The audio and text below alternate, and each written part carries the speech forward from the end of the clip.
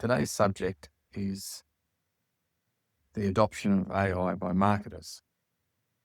I'd give you this in context of being a marketer, but I'd like you to consider it as looking at all of your staff, no matter what their role is, and viewing what's their adoption, what are they using it for. So I think it's great for pattern recognition, for taking care of repetitive tasks. I think you've got to be careful if you leave it to do too much of the creative stuff.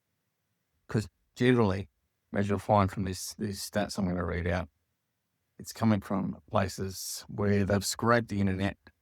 They're just giving you stuff that's already been done. So it's not really original.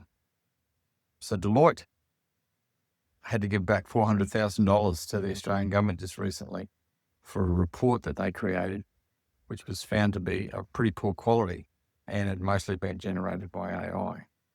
So if your staff are using it and you're in a knowledge environment, how are you checking to make sure that they're not getting lazy and that the quality is maintained? So one of the things, I just read a report this morning, 60% now use AI, this is a marketers, on a daily basis, up from 37% last year.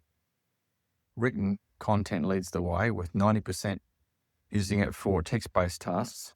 Idea generation is also being used, and draft creation and headline writing, all around 86 to 90% of the tasks. The learning priorities are shifting, with 79% of marketers want to develop automation workflows.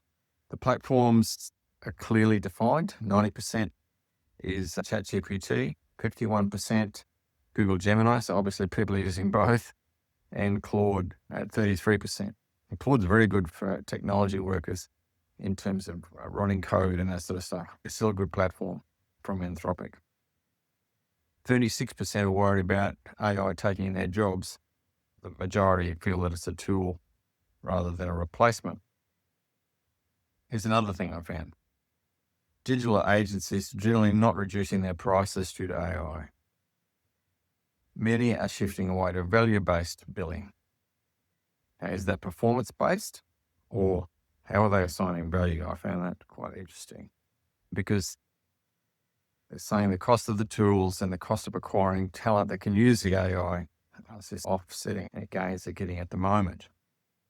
I think the real disruptions are going to come from the new entrants into the field, not from the traditional players.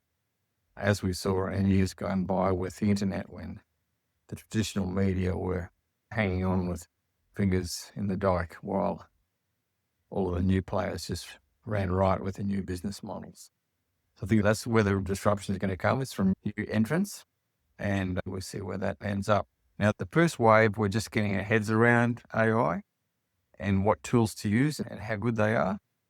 Generally, all it's done is add cost to businesses because they haven't really been able to replace lots of people with it yet.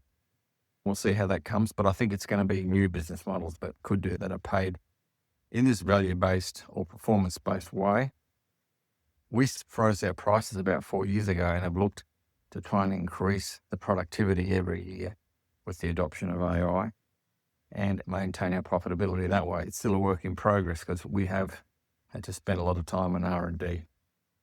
But AI is coming fast, and I think we all have to have the checks in place to make sure the quality of the work is reviewed in some way. I think there's still a fair few questions to be asked.